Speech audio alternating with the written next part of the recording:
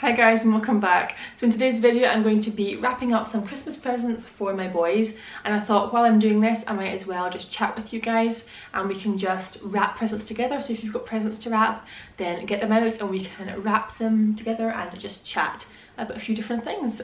So I do also have this paper, but it's from last year and it's been in our loft.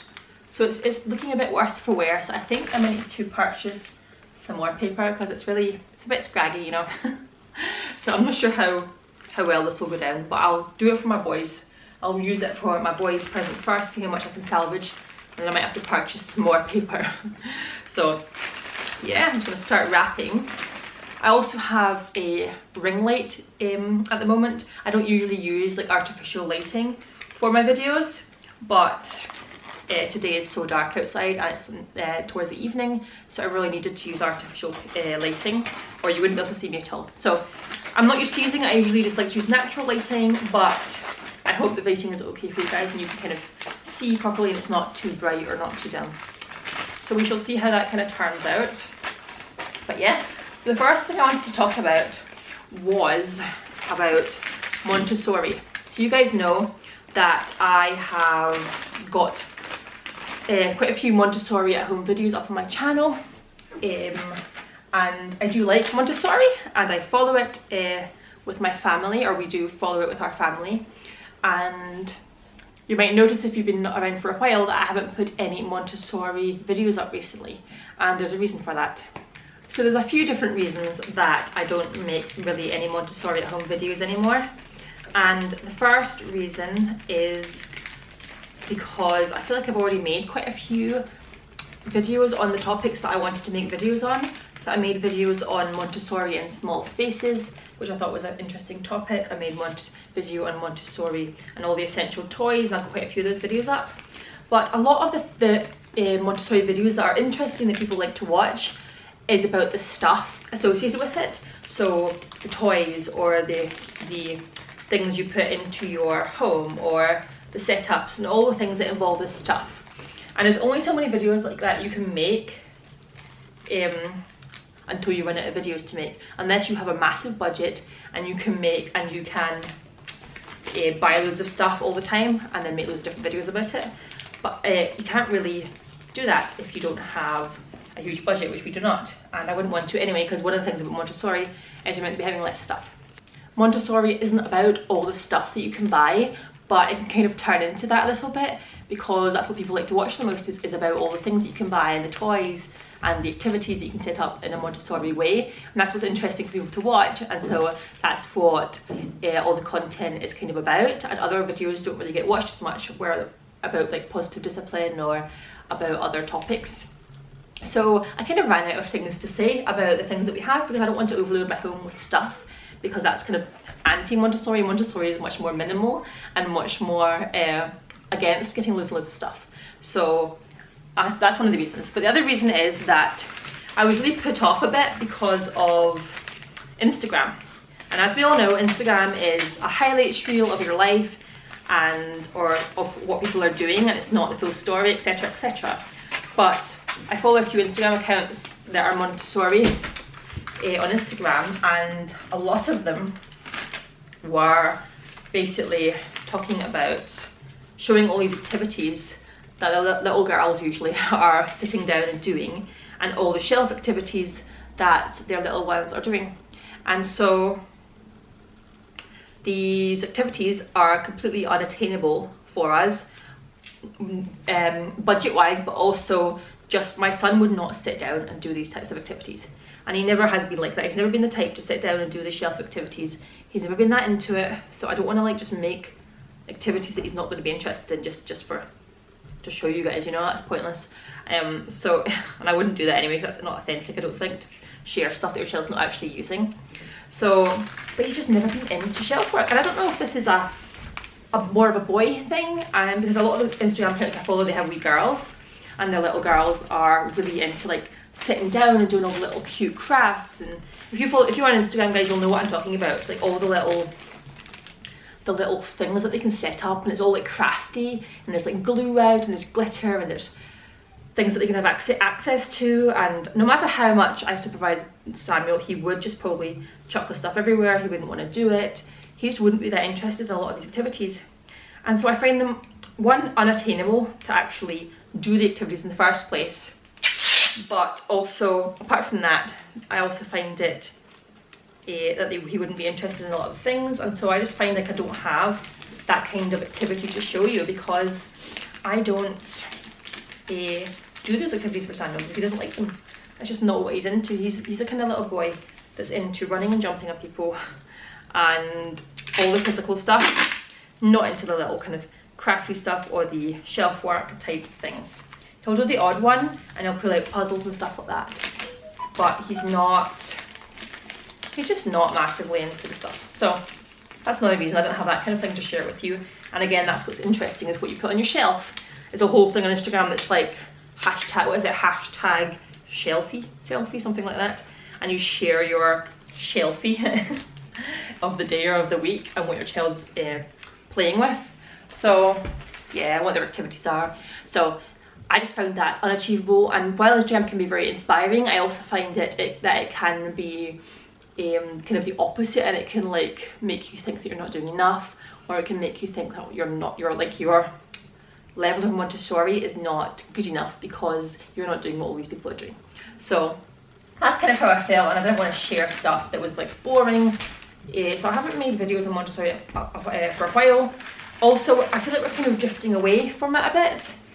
We're kind of drifting away from Montessori in the sense that I just don't feel as into it anymore. So I think this happens, so if you guys remember, at the start of my channel, if any of you have been here since the start, I don't know, but at the start of my channel, when I made the most videos on Montessori, I was just learning about it and getting into it, and Samuel was younger, and so it was more, I feel like it's more, I found it much more enjoyable to do when he was younger, because he was more into the activities, but now he's not as into the activities, and I don't know, as he's getting older, he's just not as into the things that they do in Montessori. But also the things that we do take away from Montessori and we still do in our everyday life are not necessarily things that can show.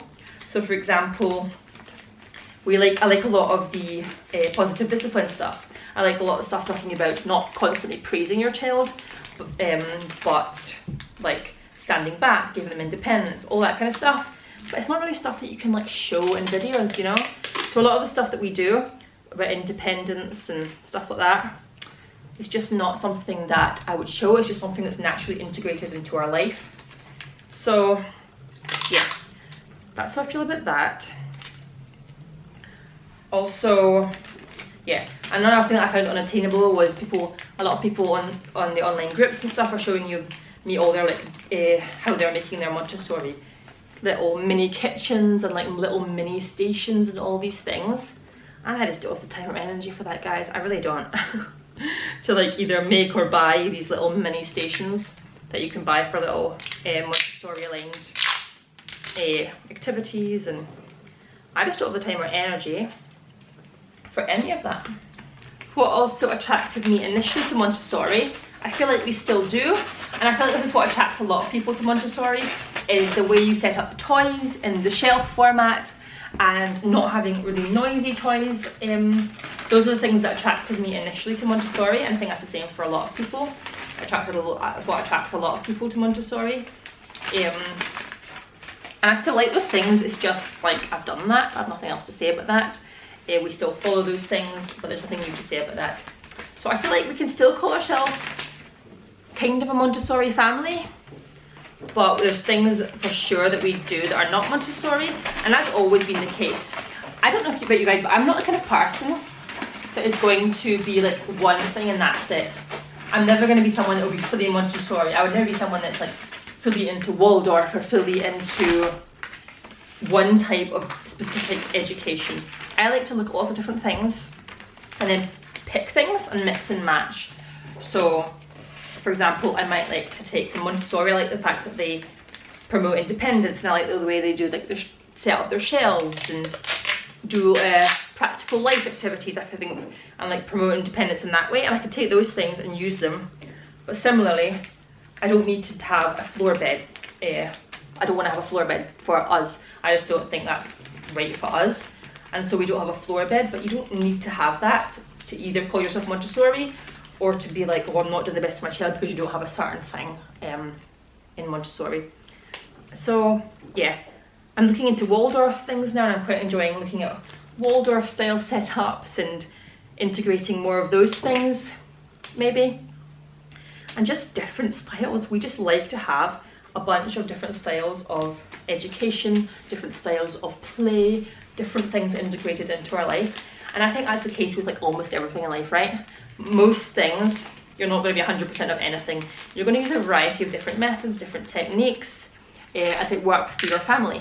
Because no one method is going to be is 100% right for every family.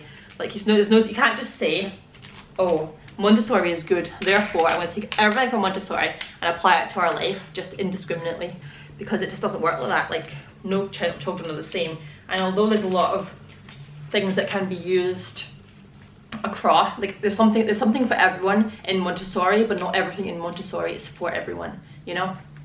And I just feel like there's a lot of pressure to have the perfect environment and to make your environment look the best rather than actually being the best functional environment. So that's definitely something that I got caught up in at first, was making it look the best and making it look nice when really it wasn't necessarily as functional as it could have been for our family. And the whole point of a space, right, is to use it and for it to be functional. And when the pressure to make it look perfect comes above the pressure comes above your priorities, which is to actually have a functional, useful space, then that's just getting a bit much. So we still enjoy Montessori concepts, we still do a lot of them. And if you guys want to see any specific videos about any specific Montessori thing that we follow, then let me know. But I've just been drawn more to just sharing more of what we do like in our day-to-day life, because I feel like that's what you guys want to see. That's what you guys watch the most, is just what we do in our day-to-day life. You seem to enjoy that the most out of everything that I share, and so I've been doing that and trying to do it more and more authentically. And we just don't do a lot of shelf work because Samuel just doesn't enjoy it. So I show you what we do, but I'm not going out of my way to like make extra activities if he's not going to do them, you know. So that's probably enough about that. I hope you guys are listening and enjoying my ramblings. I don't even know what I'm really saying. I feel kind of tired today. I feel tired. How are you guys feeling? It's December. Are you guys got all your Christmas shopping done? Are you finished wrapping? I know some people have shopped and wrapped, and I know some people haven't done either of those things. I'm like in the middle. I've shopped most of the things, but I've not wrapped yet, as you can see, because I'm wrapping now. But yeah, I thought I'd move on now and talk a little bit about Samuel and Noah. If you don't know who those people are, those are my two kids. Samuel is 3, Noah is 10 months, and if you have watched for a little while, you'll know that they have an interesting relationship with each other, in the sense that Samuel can be difficult around Noah, and this has been true ever since Noah has been born. So I did think there'd be teething problems at the start, because obviously from going from 1 to 2 children, it's a big change for the second child, for the first child, to have a new person come along and like take up all mummy's time. So I understand that, and I expect there to be a teething period where he would get used to Noah. But to be honest, we're 10 months in now, and Samuel is still very difficult. I will say this is another reason I haven't been doing so many focused activities and stuff, because Samuel, I spend almost all of my time when the both of them are around, I spend almost all of my time making sure Noah doesn't get hurt. When Noah was just born, Samuel would bite him, which I would obviously prevent as much as I could. He would also he just treats him really roughly, and I don't know. He does understand how to be gentle, and he can be gentle when he wants, but he gets very excited, and he's only 3, so he gets very excited, and he's just rough, you know. And 10 months later, there's been improvements. He doesn't bite anymore, and it's definitely improved their relationship. But I still spend a vast majority of my time making sure that Noah is not getting jumped on, sat on, Samuel's not tickling too roughly. Like, Samuel loves his little brother so much and he wants to just do stuff with him all the time, but he's always hurting him by mistake. And there's only so much that I can take. I'm feeling exhausted watching them absolutely constantly, every single day saying gentle, gentle, gentle. And you know what? I don't know anyone else that actually has a child that's as rough with their kids and with the little one as Samuel is. He's just, I don't know, he's just extra rough. And I'm just exhausted looking after him and watching him, making sure that he doesn't hurt Noah. And I see on Instagram, like, I know I shouldn't really use this as a comparison, but I see on Instagram people like Stacey Solomon. She's just had a little girl, and her little one, her bigger one, Rex, is just like loving the little children. I saw that picture the other night where Rex and the little girl Rose, they just fell asleep on the rug, like cuddled together. Like, that would never happen with Sammy and Noah, because it just would not happen. Like, it blows my mind that like kids can be so different. So it just wouldn't happen. Like, it's just not like that. And I would like to know if any of you guys have kids that have been as rough or are currently going through the same thing, because it just takes up so much time and energy. And he loves him so much. He loves his little brother so much, but he is just so rough with him, and I don't really know what to do about it. So yeah, I've tried all the things. I've looked at all the podcasts and all the gentle things. I've tried to be firmer. We've tried things like timeouts, and I see other people as well on YouTube when they do like day in the life videos. They're doing a lot of stuff, and they're doing things like on their laptop or whatever, and in the background their kids are just playing. If I did that, if I leave Samuel and Noah alone for 5 seconds, inevitably one of them Samuel will like try and jump on Noah or something. So I just literally, I can't leave them alone for even a second, and it is very exhausting, and I just don't know what to do about it. So that's another reason we've not been doing like a super large amount of activities, because I just feel like a lot of my time is just taken up constantly watching them and making sure they're okay. And I don't want to say, is it like a little boy thing, because obviously boys and girls, boys can be more boisterous and girls can be more boisterous, and vice versa. So it's not necessarily, I wouldn't be as simple as say it's a little boy thing, because I'm sure there's little boys that are absolutely so careful with their little brothers or sisters. But man, like I see all the little girls specifically sitting down and doing all these beautiful little crafts, and like you just give them some paint and some paper and they're away happy for half an hour. The crafts that we do that I show you guys, the amount of time that I show you him doing the craft is pretty much the amount of time that he spends doing the craft. He doesn't spend a long time doing any kind of craft or activity like that. And I'm trying so hard to watch to look at his interests, see what his interests are, to try and give him activities around that.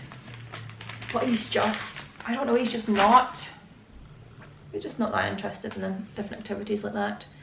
Yeah, he's just not massively into it. So I'm trying my best to give him activities that are good for him and to always keep him entertained, because he doesn't really want to play by himself a lot. And if he's not playing by himself, he's usually trying to annoy Noah. So I'm trying to keep him entertained, and it's just all the things, you know.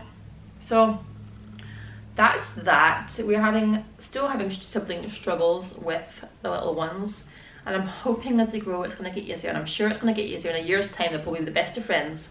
But it's just been like 10 months of constant watching Samuel, constant just making sure that Noah's okay. And it's so long, you know, and I don't see anyone else talking about this kind of thing. Everyone else's kids, well, they obviously fight and they obviously don't get on well all the time, that no one else seems to have the need to like constantly watch their older child doesn't hurt their younger child. And that's what I feel like it is. I feel like I'm constantly watching them, because I don't want Noah to get hurt obviously, and so it's a constant sitting next to him, entertaining him, or just watching him constantly. So that is that, and I'm going to go and get my phone now, because one of you guys asked some questions about sleep training. Okay, so the question was from Rachel, and she says, would love to know more about your sleep training experience. I'll be doing the Farber method for my little one in January and dreading it. Does Noah still sleep in your room? When did Samuel move to his own room? When did you say he was ready? So I've been enjoying the sleep training method that I've been doing with Noah. We enjoyed it with Samuel. We thought it was, well, we enjoyed it in the sense that it worked. And I've been talking about this in my last couple of vlogs, so if you haven't watched them, watch them to hear more details about sleep training and stuff that we're doing. But essentially we're using the Farber method, which is when you put your child down to sleep, they cry for a little bit and you go and check them, reassure them, and it's like a certain amount of time that you wait each time until your child falls asleep. So there is a little bit of crying involved, which not everyone's up for, but it works really well for us. So that's what she's referring to there. Does Noah still sleep in your room? So Noah still sleeps in our room at the moment, because we only have a 2-bedroom house, and so Samuel is in the other room. So if Noah woke up throughout the night, as he still does in Samuel's room, he would be literally right here actually. This is where Noah's going to sleep. But he would wake up Samuel, probably, if he cried a lot, and it's a lot more hassle to come through to this room anyway. So at the moment Noah is still sleeping in our room, and that's just easy. And as soon as he's sleeping regularly through the night, say from 7 to 6 or whatever, then I'm going to put Noah in his own room. With Samuel, we did it earlier because we had, of course, an empty room. So with Samuel, I moved him into his own room at 7 months old, but he didn't sleep through the night until 17 months when I did the Farber method sleep training. So yeah, it was actually quite inconvenient to have him in a different room, and I don't know if I would do that even if I did have an empty room. I don't know if I would do that again, because it was quite inconvenient going through to another room to feed him, and Samuel was up 4 or 5 times a night comfort feeding until he was 17 months old. With Noah, I ain't up for that. I ain't up for that much waking up for that long. So he's 10 months now, and I'm trying to get him to sleep through the night using the sleep training method. And it's going pretty well so far. Last night, I will say, was a fail because he has a cold, and so last night he did kind of creep into our bed again. He's close sleeping, so obviously that's not ideal, but that's what happened. The other question was, when did you decide he was ready? I think when he was ready to sleep.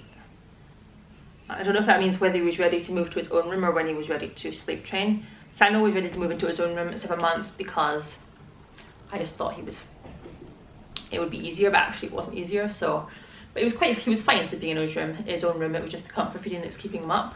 When did I decide he was sleep training, which I think is what the question is asking. When did I decide he was ready to sleep train? It's kind of more of an instinctive thing rather than a knowledge thing. I decided Noah was ready to sleep train because he was basically comfort feeding constantly, and he doesn't need, and comfort feeding is as opposed to feeding because he needs the nutrients in the night, and so he doesn't really need the nutrients in the night anymore at 10 months old. I feel like he does, but I am still feeding him, I'm still going to feed him once a night until he's kind of weaned off of it, because I don't want him to go from feeding loads of times at night to not feeding at all, because he'll be expecting to feed at night, you know. So but I decided he was ready to sleep train because he was comfort feeding and not really feeding for nutrients. Like, he wasn't having a big feed, he was having little tiny feeds that was just for comfort. But I also think you don't necessarily have to know when your child is ready to sleep train. You can just start it and see how it goes, you know. It's not something you can then it's not something irreversible, something you can never come back from, you know. If it doesn't work for you, if they're too upset or whatever, just stop and try again another time. So yeah, that's what I would say. And have a good someone to reassure you that you're doing the right thing when your child is crying upstairs for like 5 minutes, because 5 minutes is a long time to leave your child to cry when you're not used to it. So yeah, definitely get the support system there if you can. So those are the answers to those questions, I think. Like I said, we're still in the midst of sleep training, so we've not done it yet. We've not cracked it with Noah yet. It was obviously easier for Samuel because Samuel was older, but I do think Noah is definitely ready to be having a sleep through the night soon. So it's just so hard when they're ill, you know, because you don't want to be doing stuff like that when they're ill and letting them cry when they're all like congested, you know. So I feel bad about that. and I kind of made me kind of go backwards a little bit last night because I just felt really bad leaving him to cry when he was ill, you know. But we will get there. So I have another question I'm going to answer here. One of my friends actually sent me some questions, and I thought it might be actually helpful to chat a bit with you guys as well, because you might have the same question but just not wanting to comment it. So the question is, how do we manage on just one salary, and do we have any tips about that? She'd like to be a full-time mum for as many years as possible, but don't know how we'd manage. So I think this is a big topic for many people, and I'm only going to speak to my experience, and I live in the UK. I think where you live has a massive bearing on your ability to be a stay-at-home mum. That's just, there's no two ways about it. If I lived in America, would not be able to afford it because of all the healthcare system there, and even just how much it costs to have a baby in America. It's absolutely mental to me. Like, if you have, I recently saw that someone had a baby and their baby came really, really early, so they had to pay, like, they owed the hospital like millions of pounds because their baby came early and had to be in the NICU. Like, isn't that absolutely mental? Like, oh my goodness. So we're very lucky in the UK that our healthcare system is really great, and we don't have to worry about like fees from the hospital and stuff. And just the general cost of having a baby I think is much cheaper in Scotland and in the UK. So coming from that perspective, we actually manage currently just fine on one salary, and we are able to have savings as well. Like you guys know, we moved last year, so we kind of depleted our savings from the move, and so we're kind of building up our savings again. So that's where we're currently at now, but we are able to have luxuries that we want. We're able to save a little bit of money. We're actually going to have a little finance meeting, me and my husband, next week to kind of just chat about it and see how we could be saving more. We want to think about investing, all those things, and just thinking about the future in that sense. But I think with 2 kids in the UK and Scotland, it's very doable to just live on one salary. And my husband doesn't make a ton of money. Like, he makes a medium to low income, I would say. And so yeah, it's doable. If your priorities in the right place, I feel like it's quite doable. But I don't want to say that because of course people, I don't want to come across judgmental as if like your priorities are not in the right place if you can't afford to live on one salary. It's just that we have found that really placing our priorities on certain things means that I'm able to be a stay-at-home mum, and other people have different priorities depending on your situation in life, you know. Like, it's completely fine for your priority to be in wanting to take holidays and then you need to work. Like, that's fine. Just for us, I would rather be a stay-at-home mum than be able to go on holiday abroad, you know. So that's just what kind of the priorities that we put on it, and we are, yeah, so we're fine. I don't want to come across judgmental, but we live fine with 2 kids and one salary. We kind of want more kids, maybe. Like, if we were to have more kids, then it might not be so fine because I think that would be much more difficult, and we'd kind of want to live in a bigger house and all that stuff. So more than 2 kids, I think it might be difficult to live on one salary, and as the kids get older it might become slightly more difficult. But I do think that at the moment we're doing okay. So that's kind of my answer in a nutshell on that one. We're doing okay. We are living on one salary. So yeah, and the boys don't lack for anything, as you saw. I just did a gift guide with some of the presents they're gonna get. They're spoiled kids, if anything. They have too much stuff. And so I'm really trying to think about that as well. I think always about ways that we could reduce our spending in certain ways and things that they don't even need. Like, I think if anything we give them too much for Christmas and birthdays, you know. Like, they definitely don't need that much stuff. And something, could we reduce our spending in that way? Could we reduce our food bill every month? Because I feel like you can always reduce your food bill. We spend quite a lot on food, I feel like.